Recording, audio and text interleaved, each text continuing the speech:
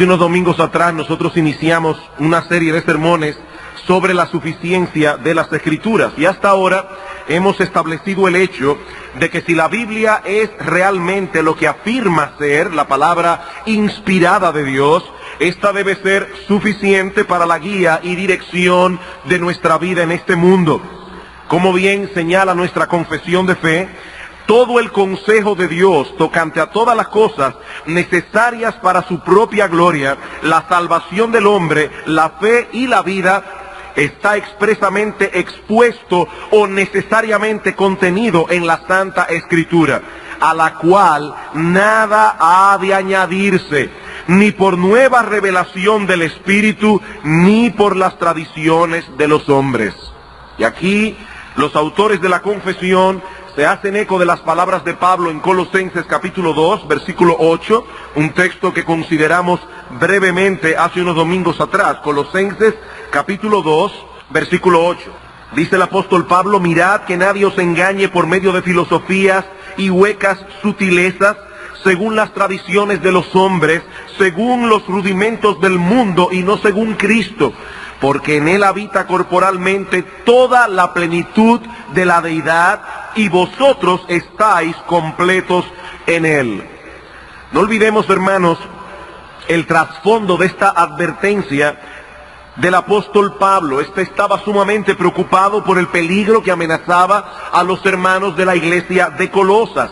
El peligro de ser llevados a creer que Cristo no era suficiente para salvar sus almas, ni para vivir a plenitud la vida cristiana. La palabra filosofía que Pablo usa aquí significa literalmente amor a la sabiduría. Pero en los tiempos del apóstol era usada para señalar toda teoría que intentara explicar el mundo y el significado de la vida humana y cómo ésta debe ser vivida. Y Pablo dice: cuidado, hermanos, con todo tipo de enseñanza que intente explicar estas cosas sin tomar en cuenta a Cristo y su revelación. Mirad que nadie os engañe de ese modo. Todas estas enseñanzas que parecen ser tan sofisticadas, tan profundas, tan maravillosas, no son más que huecas sutilezas. Hay personas que son tan profundas, tan profundas, tan profundas, que son como esos pozos que no tienen nada de agua, excepto unas cuantas cucarachas muertas en el fondo. Y Pablo dice: mis hermanos, esas cosas son huecas sutilezas. Y esta palabra hueca significa vacía, desprovista de verdad, fútil, infructuosa. Promete mucho pero no da nada, porque están fundamentadas, dice Pablo, en las tradiciones de los hombres. Son especulaciones que pasan de una generación a la otra, pero que no son más que el resultado de una mente caída y entenebrecida por el pecado. Aunque suenan profundas y sofisticadas, son rudimentos del mundo. Y la palabra rudimento se usaba en aquellos días para referirse a cosas elementales o fundamentales. Cuando nosotros hablamos, por ejemplo, del ABC de algo, es lo elemental. Bueno, estos son los rudimentos. Si ellos aceptaban estas enseñanzas, no se estaban haciendo más sabios, sino más infantiles. Mis hermanos, abandonar la revelación bíblica por las filosofías y teorías de los hombres es como volver al kindergarten después de haber estado en la universidad. Cuidado, dice Pablo. Esta sabiduría del mundo no es según Cristo, y si no es según Cristo, tiene que ser falsa y errónea, porque en él habita corporalmente toda la plenitud de la deidad, y todos los tesoros de la sabiduría y del conocimiento están escondidos en nuestro Señor. No hay nada que el creyente necesite saber para vivir una vida plena y bienaventurada, una vida que agrade y glorifique a Dios, que tengamos que buscarlo fuera de Cristo y fuera de su palabra. Absolutamente nada. Esto es lo que Pablo nos está advirtiendo aquí. En él estamos completos. Todo lo demás es vana filosofía, huecas sutilezas de los hombres. Eso es lo que hemos visto hasta aquí. Sin embargo, hay ciertas interrogantes y objeciones que pueden levantarse en la mente de algunos cuando decimos que la Biblia es suficiente para el cristiano. Y ese es precisamente el tema que yo deseo tratar con ustedes en esta noche. Vamos a ver dos objeciones muy comunes que se levantan contra la suficiencia de las Escrituras. Nosotros podríamos tocar otras objeciones, pero creo que si respondemos estas dos, estaremos preparados para enfrentar muchas otras que puedan llegar en el día de mañana contra la doctrina de la suficiencia. Primera objeción. Alguien puede decir, el hombre moderno se encuentra muy lejos de la cultura de los tiempos bíblicos. Y por lo tanto, la Biblia por sí sola no puede ser suficiente para nosotros hoy. Hermanos, si hay algo que es obvio y evidente, es que existe un abismo enorme entre el hombre del siglo XXI, el hombre de hoy, y el hombre de los tiempos bíblicos. Hay un abismo, eso es verdad. El progreso tecnológico y científico de los últimos 100 años y sobre todo de la última mitad del siglo pasado, el siglo XX, es mayor que todo el progreso de todos los siglos que nos han precedido. Eso es verdad. Y por supuesto, este progreso ha traído consigo muchas complejidades que el hombre nunca había tenido que lidiar hasta ahora. El progreso ha repercutido profundamente en nuestro estilo de vida y ha traído a la luz muchas preguntas éticas y morales que antes no teníamos. Yo sé que quizás ya algunos están pensando en el famoso tema de la clonación. Este tema ha traído consigo un vendaval de preguntas que nosotros como cristianos debemos encarar con honestidad y con la profundidad que el tema amerita. La pregunta que nos hacemos ahora es, ¿puede la Biblia ministrar eficazmente a las necesidades del hombre moderno, tomando en cuenta todas las complejidades con las que tenemos que lidiar ahora?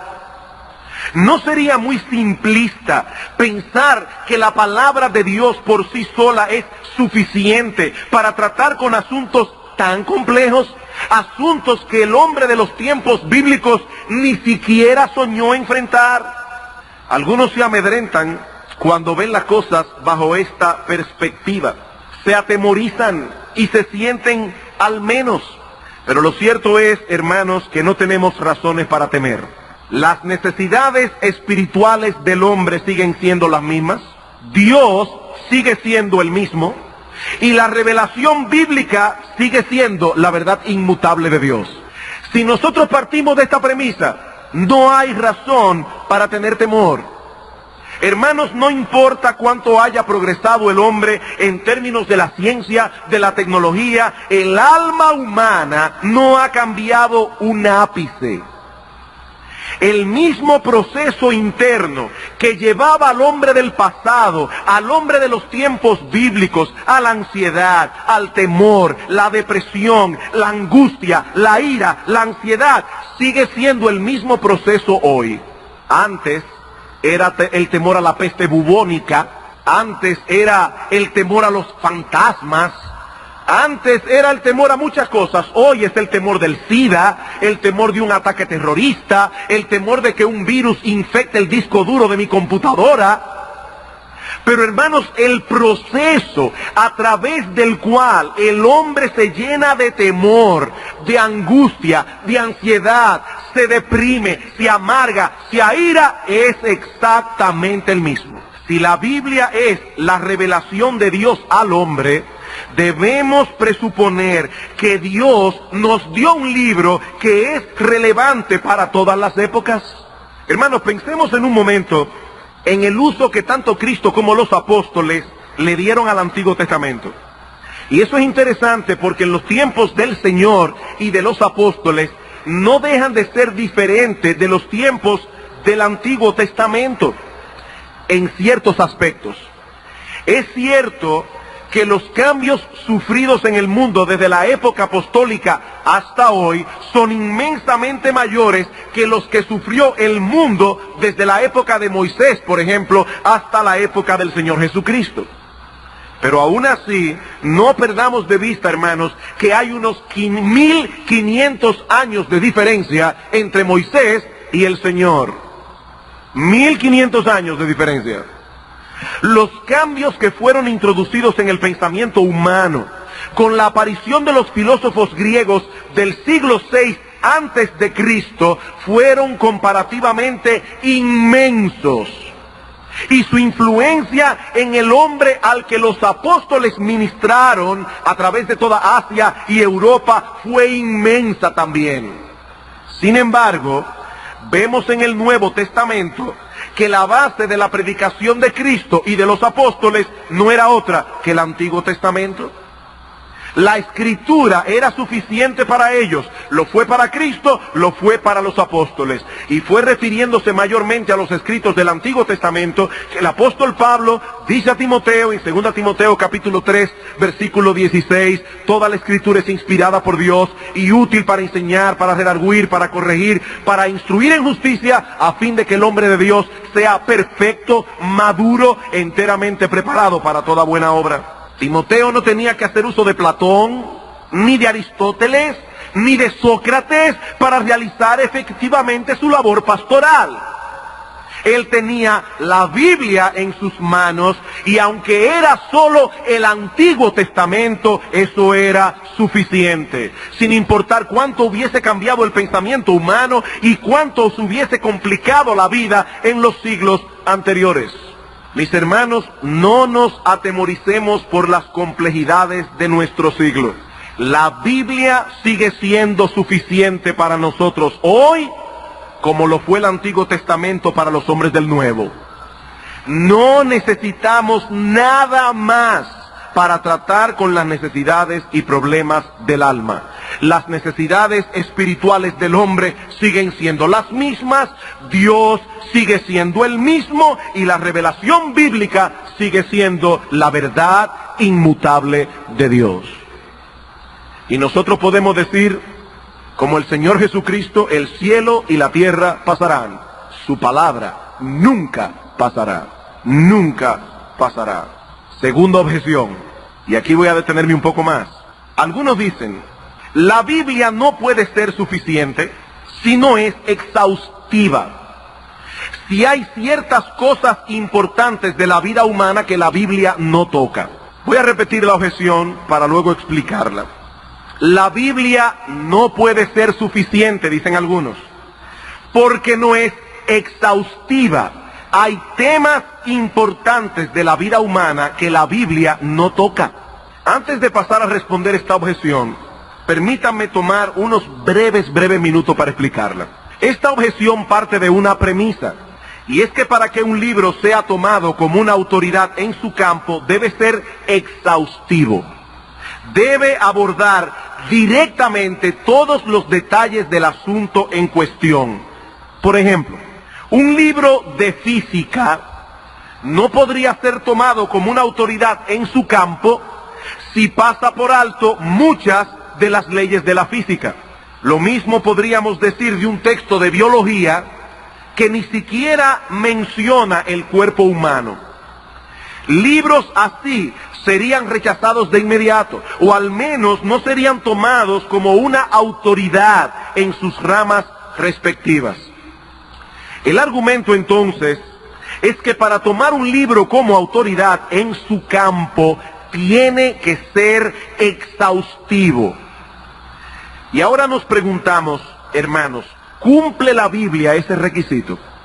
Habiendo establecido ya en nuestro primer sermón el propósito para el cual la Biblia fue inspirada, la pregunta ¿es la Biblia exhaustiva en ese campo? ¿Podemos encontrar en ella todo lo que necesitamos para vivir una vida que agrade y glorifique a Dios?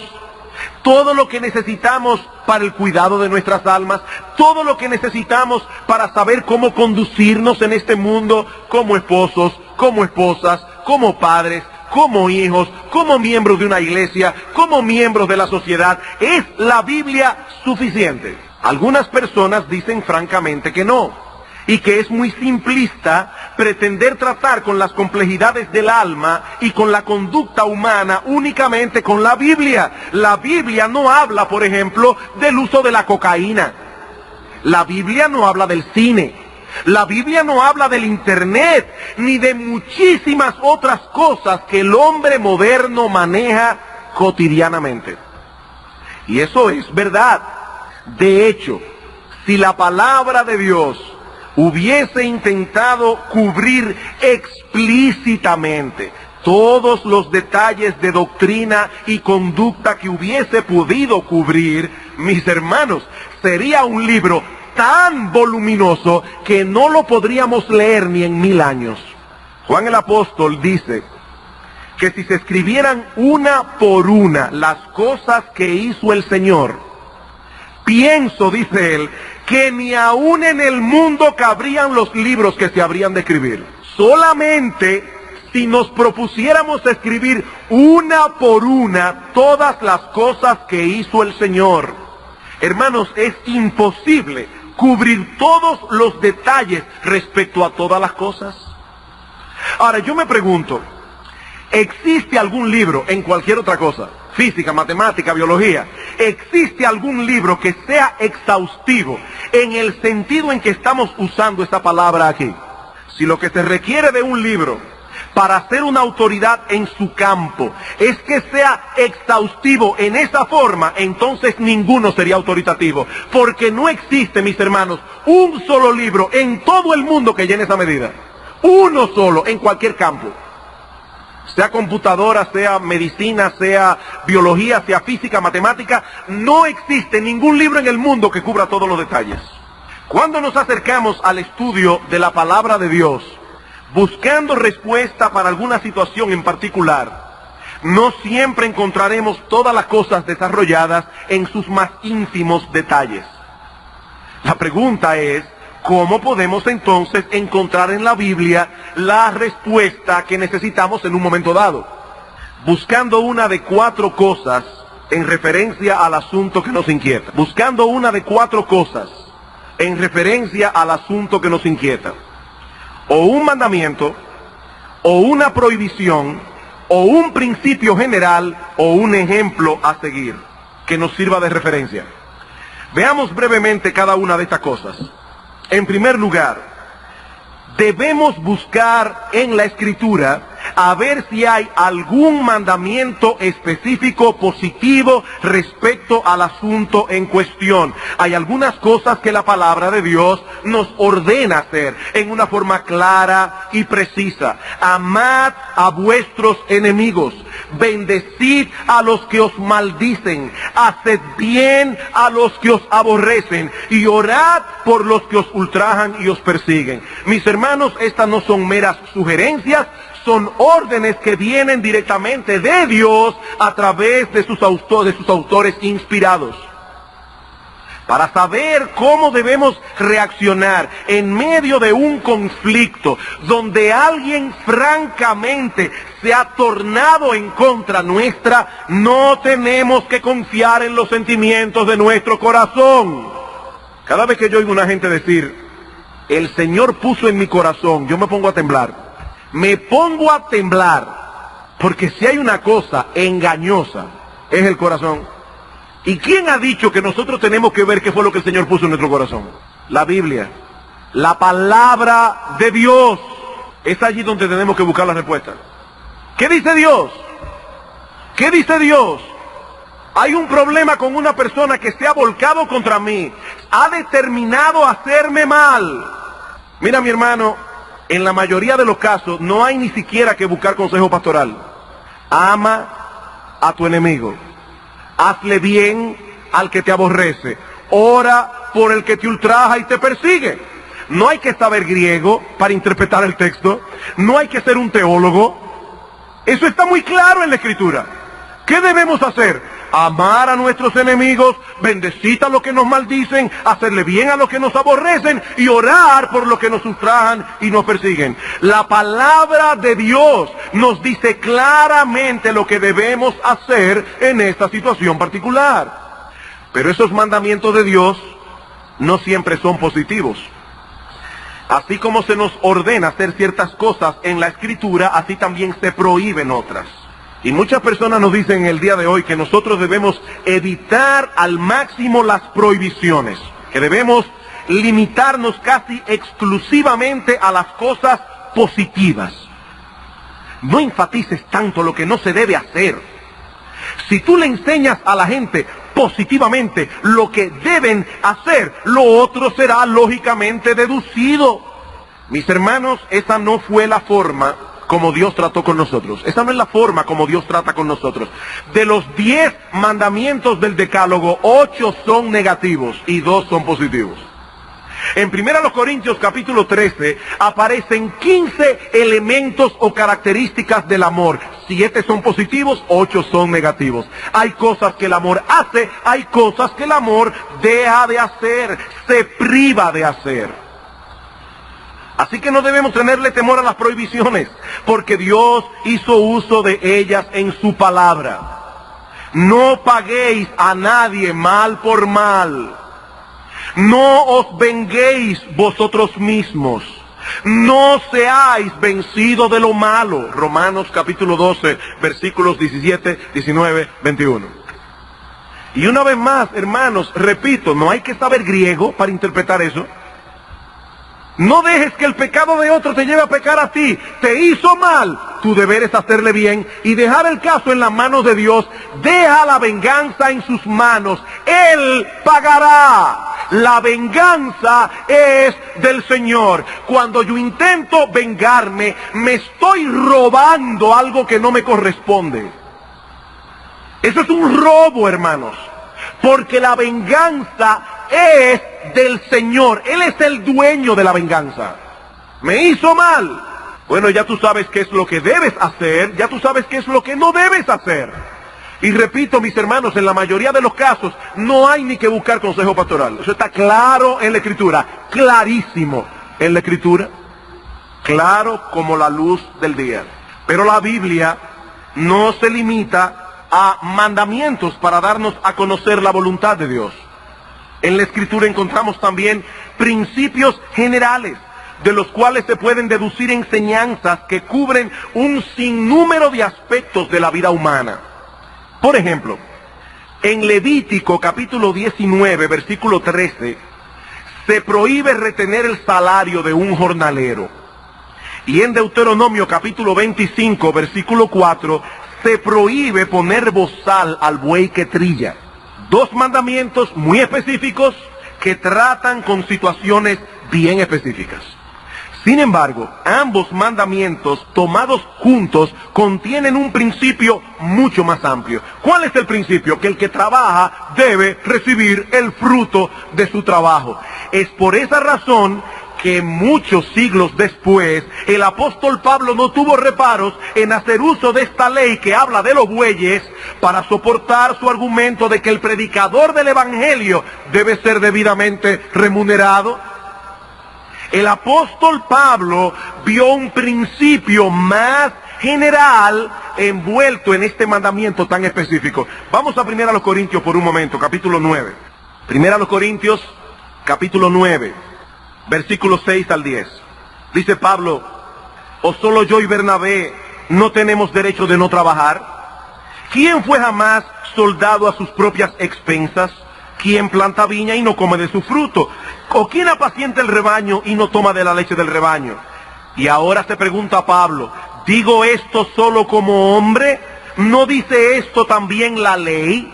Porque en la ley de Moisés está escrito, no pondrás bozal al buey que trilla. ¿Tiene Dios cuidado de los bueyes o lo dice enteramente por nosotros? Pues por nosotros se escribió, porque con esperanza debe arar el que ara, y el que trilla con esperanza de recibir el fruto. La palabra griega que Reina Valera traduce como enteramente, puede ser traducida también como principalmente o ciertamente. Lo que Pablo está diciendo entonces es que detrás de esa ley que protegía a los bueyes había un principio general humanitario. Si perdemos de vista el principio, limitaremos también el alcance de la palabra de Dios. Es obvio que Pablo no veía el Antiguo Testamento irrelevante para nosotros. Vamos al principio, decía Pablo, vamos al principio. Y noten cómo Pablo aplica este principio de los bueyes a los predicadores del Evangelio. ¿Cuál es el problema de los fariseos en su interpretación de la ley? Que ellos eran incapaces de ver el espíritu detrás de la letra. Cuando ellos leían el sexto mandamiento, no matarás, ellos limitaban su alcance exclusivamente al acto de quitarle la vida al otro. Y por eso Cristo dice en Mateo capítulo 5, versículos 20 y 21 y 22, oísteis que fue dicho a los antiguos, no matarás, y cualquiera que matare será culpable de juicio, mas yo os digo que cualquiera que le diga necio a su hermano será culpable ante el concilio. Cualquiera que insulte a su hermano, que le diga racá, cabeza hueca, bueno para nada, será culpable ante el concilio. Lo que se prohíbe en el sexto mandamiento, dice el Señor, no es únicamente quitarle la vida al otro, sino que se prohíbe también el enojo pecaminoso. Se prohíbe también el dar riendas sueltas al enojo a través de palabras hirientes y denigrantes. Cosas todas que atentan contra la dignidad de ese hombre que fue creado a la imagen de Dios. Dios quiere que la vida humana sea protegida, que la vida humana sea cuidada a toda costa. Se cuenta la historia de que hace años atrás, muchos años, y no me recuerdo quién era el rey de España cuando eso sucedió, no sé si era Alfonso X, no recuerdo quién era. Pero el asunto es que la imagen del rey estaba acuñada en una moneda, y un general pierde una moneda que en realidad no valía mucho en cuanto a valor monetario. Sin embargo, él hizo que todos sus soldados se detuvieran y buscaran con antorchas esa moneda que se había perdido. Y cuando él supo que algunos lo estaban tildando de tacaño, si yo no recuerdo mal la historia, le dijo, no, a mí no me interesa la moneda. No es el valor económico de la moneda, es que en esta moneda está plasmada la imagen de mi rey, y yo no quiero que nadie la pise. Bueno, mis hermanos amados, el hombre lleva consigo impresa la imagen de Dios. ¡Ay de nosotros! Si nos atrevemos a denigrar o a atentar contra la vida de un ser humano, creyente o incrédulo, creado a la imagen de Dios. ¡Ay de nosotros! Por eso decía alguien que ni para sacarle brillo el hombre debía ser tratado como un par de zapatos, ni para sacarle brillo. El hombre fue creado a la imagen de Dios, y ese es el principio que está detrás del sexto mandamiento. La vida humana debe ser protegida, debe ser cuidada a toda costa. Cualquier acción o actitud que vaya en contra del deseo de Dios es una violación del sexto mandamiento. Es una violación del principio más general encerrado en el sexto mandamiento. Pero en la Escritura no solo encontramos mandamientos positivos, prohibiciones, principios generales, sino también ejemplos que encarnan situaciones reales de la vida y que nos muestran cómo debemos responder ante estas situaciones. Pablo dice en Romanos capítulo 15, versículo 4, que las cosas que antes se escribieron, para nuestra enseñanza se escribieron. Y en 1 Corintios capítulo 10, versículo 11, refiriéndose a una escena, a un evento de la historia de Israel, dice Pablo, y estas cosas les acontecieron como ejemplo, y están escritas para amonestarnos a nosotros, a quienes hemos alcanzado los fines de los siglos. ¿Para qué quedó registrada en la Biblia esta historia, aquella otra historia, para nuestro ejemplo, para que nosotros hoy sepamos cómo debemos vivir? En cierta ocasión los fariseos cuestionaron al Señor de por qué sus discípulos arrancaban espigas en el día de reposo. ¿Cómo se defendió el Señor?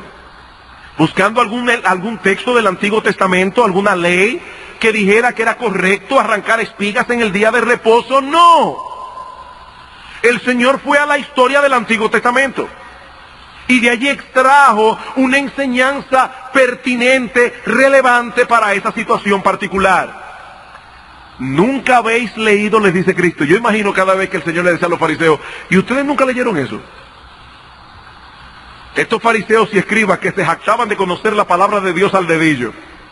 Y Cristo le decía, ¿y ustedes no leyeron eso? ¿Nunca habéis leído lo que hizo David cuando tuvo necesidad y sintió hambre? Él y los que con él estaban, cómo entró en la casa de Dios, y ya ustedes conocen el resto de la historia. Queridos hermanos, esas historias están allí no para nuestra entretención, no para que nosotros tengamos algo interesante que decir a nuestros hijos en el devocional cuando están pequeños. Esas cosas están allí para nuestra enseñanza. Esas historias contienen un sinnúmero de lecciones espirituales que son pertinentes y relevantes para nosotros hoy. Hace unos meses atrás, bueno, quizás años atrás, una hermana de la iglesia se me acercó y me dice, pastor, no era una hermana de esta iglesia, de una iglesia hermana con la cual tenemos una buena relación, y me dice, pastor, yo tengo una dificultad. Resulta que el gobierno está dando apartamentos para personas de bajos recursos con un bajo inicial.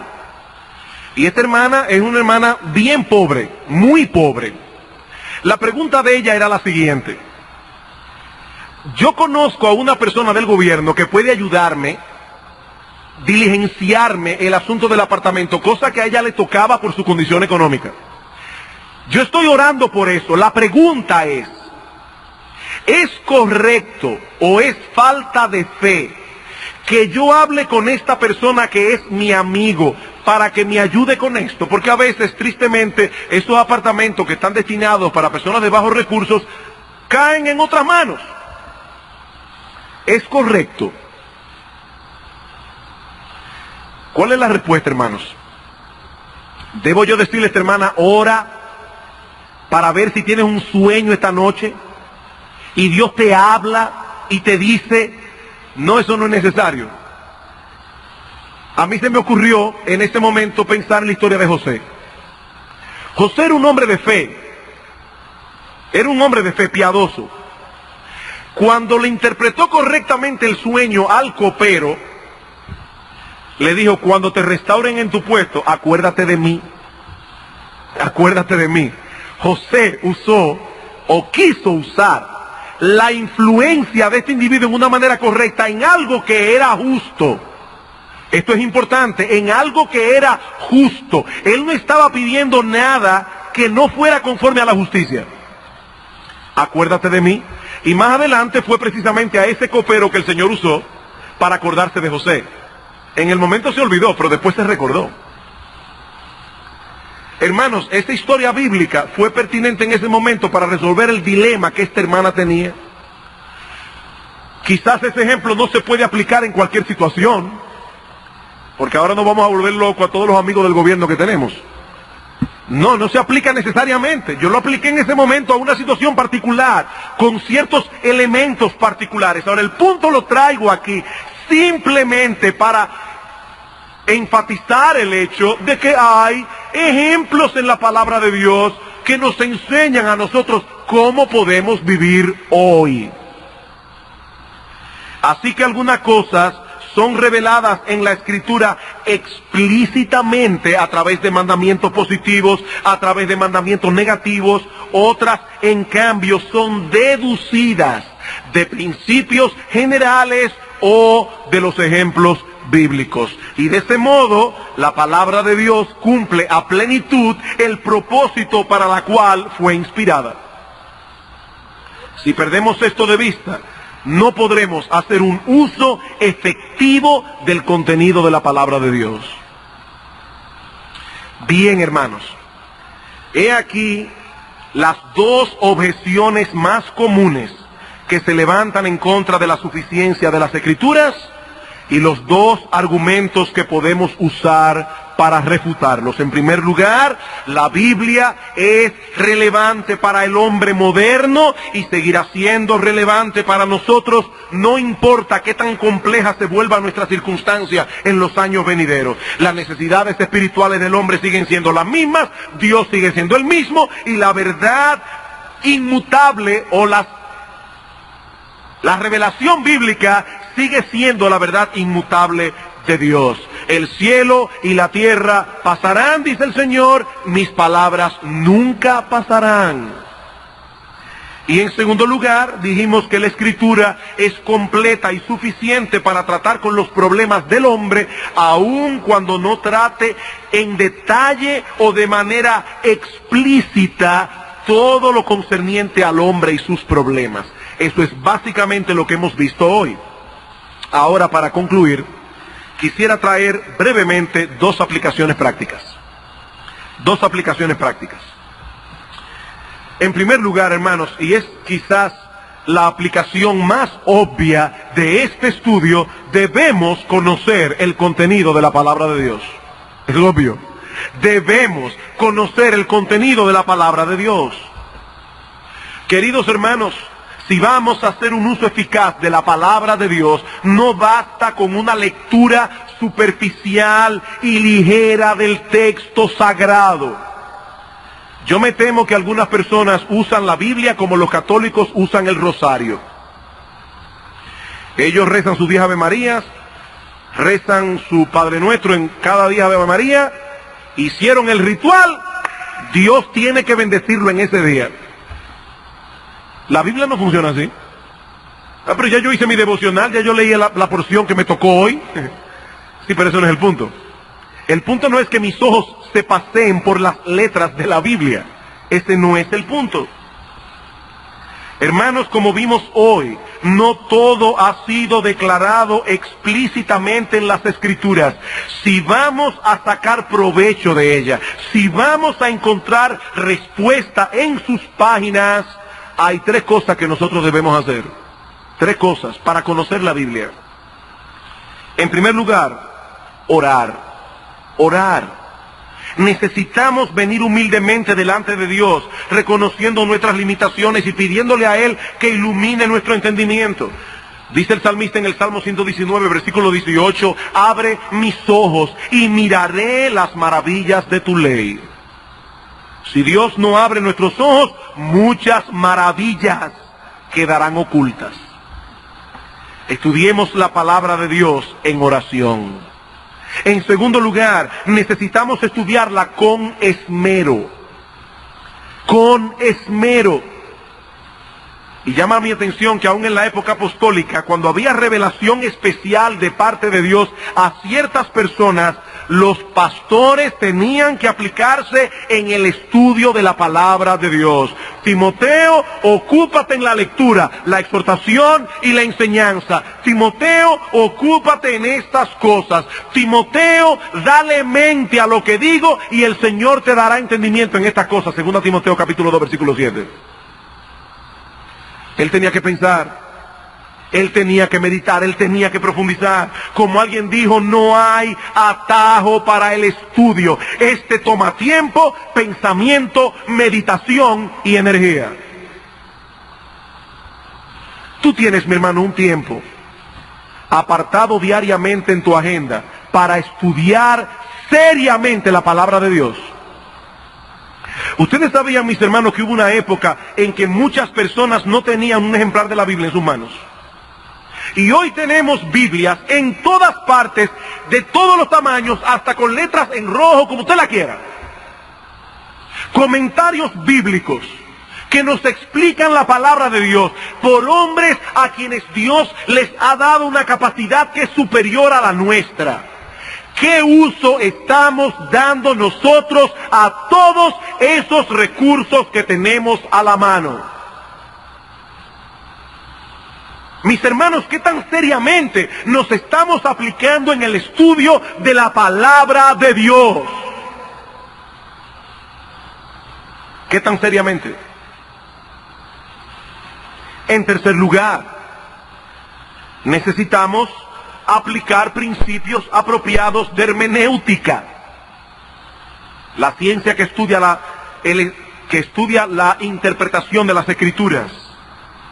Debemos aplicar principios correctos de interpretación, o de lo contrario nos extraviaremos en el estudio de las Escrituras. Yo recuerdo hace unos años atrás que una hermana de otra iglesia que pastoreaba al principio de nuestro ministerio vino donde mí y me dijo que ella había estado leyendo el Evangelio de Mateo y llegó al texto de Mateo 5, que dice: no resistáis al que es malo. Y ella tuvo un tiempo que no soportaba al marido, ella no lo resistía. Pero resulta que lo que ese texto dice no es no soportes al malo, lo que está diciendo es que no le pongas resistencia. Si ella hubiera estudiado el contexto, hubiera visto que estaba aplicando mal la palabra de Dios. Son reglas de hermenéutica. Debemos preguntarnos cuál es el tipo de literatura que estamos considerando. ¿Es prosa? ¿Es historia? ¿Es alegoría? ¿Es parábola? Debemos mirar el contexto. Debemos buscar pasajes paralelos. Hermano, yo no tengo tiempo ahora para dar una clase de hermenéutica, pero lo que el pastor Eduardo Saladín está haciendo los domingos en la mañana en la clase de escuela dominical es enseñando a la iglesia a hacer esto.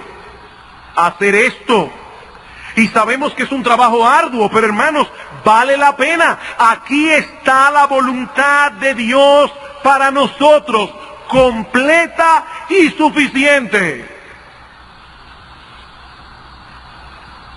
Si hay algo que un creyente no puede ignorar, es la palabra de Dios. Mira, mi hermano, tú puedes no saber cuál es la razón por la cual Estados Unidos quiere atacar a Irak. Tú puedes no saber cuál es el problema que subyace debajo de todo este conflicto de los Balcanes. Tú puedes vivir con eso. De verdad, no hay problema. Ojalá que puedas entender una serie de cosas que están pasando en el mundo. Pero escúchame, tú puedes vivir sin eso. Ahora, tú no puedes vivir una vida bienaventurada que agrade a Dios ignorando la palabra de Dios. Eso nadie puede hacerlo. Si hay algo que ni tú ni yo podemos ignorar, mi hermano, es la palabra de Dios. Y vale la pena cualquier esfuerzo con tal de profundizar cada vez más en el conocimiento de esta palabra.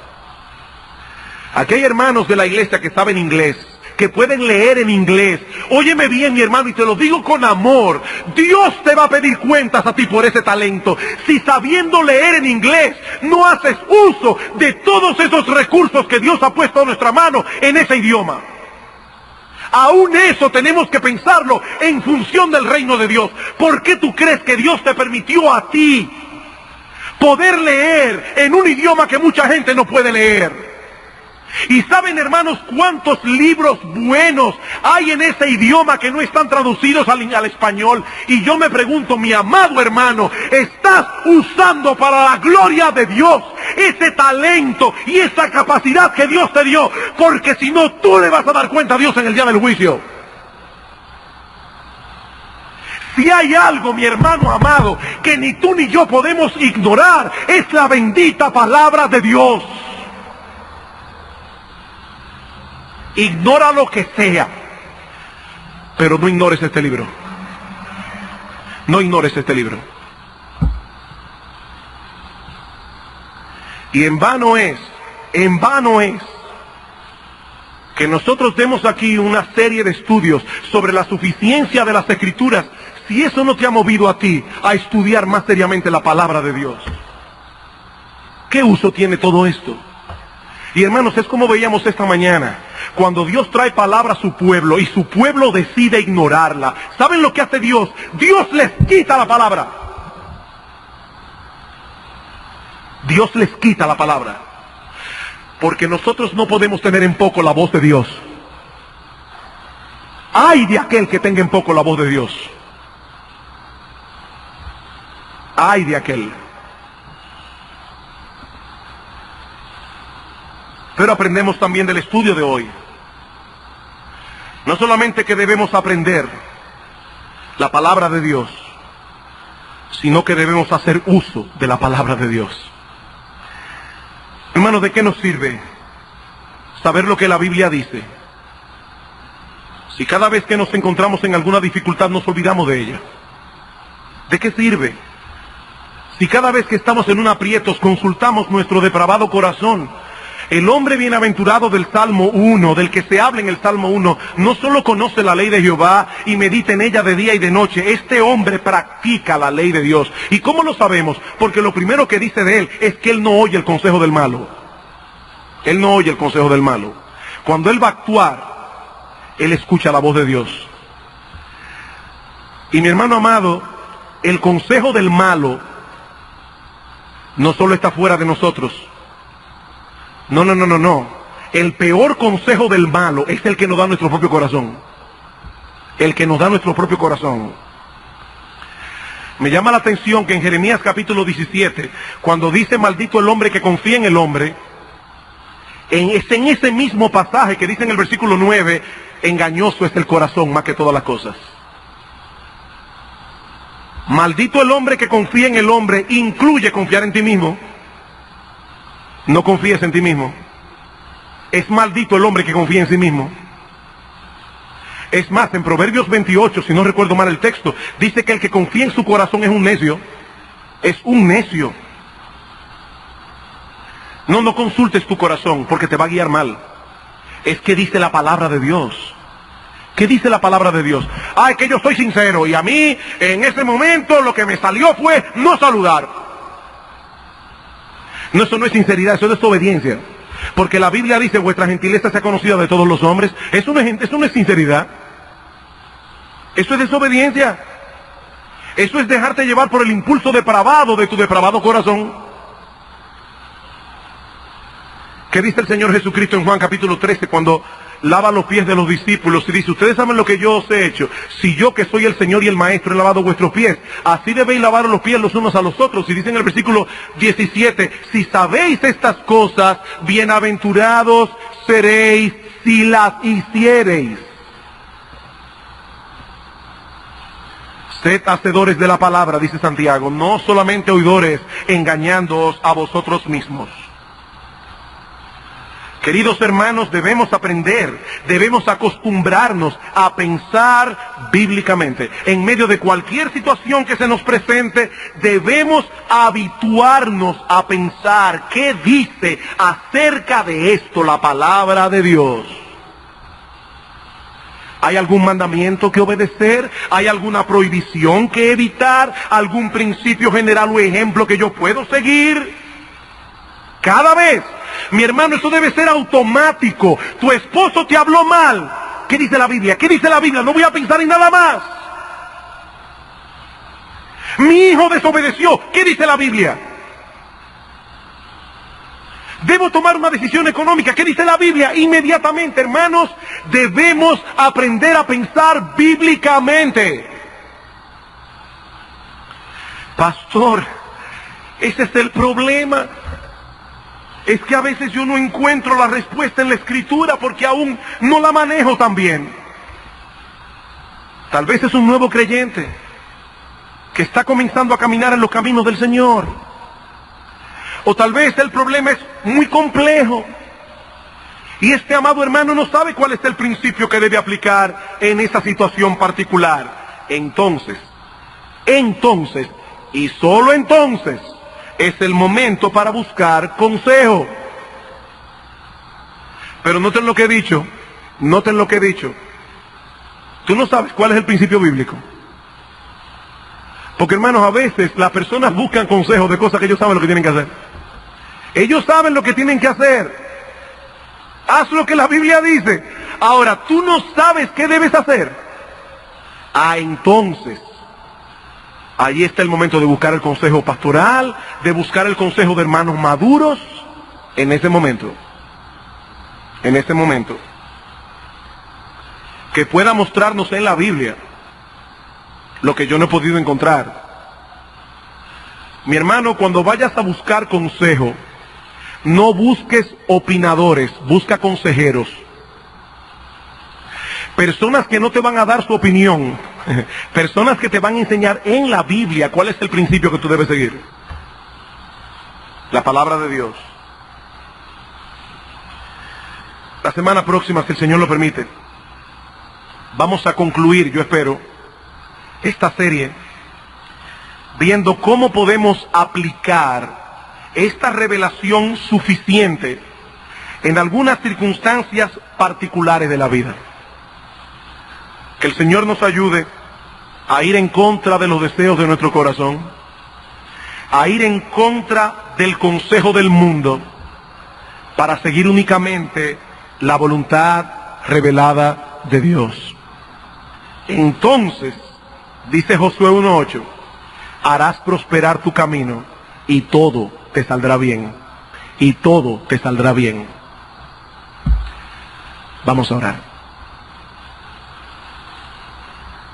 Padre, gracias por tu bendita palabra.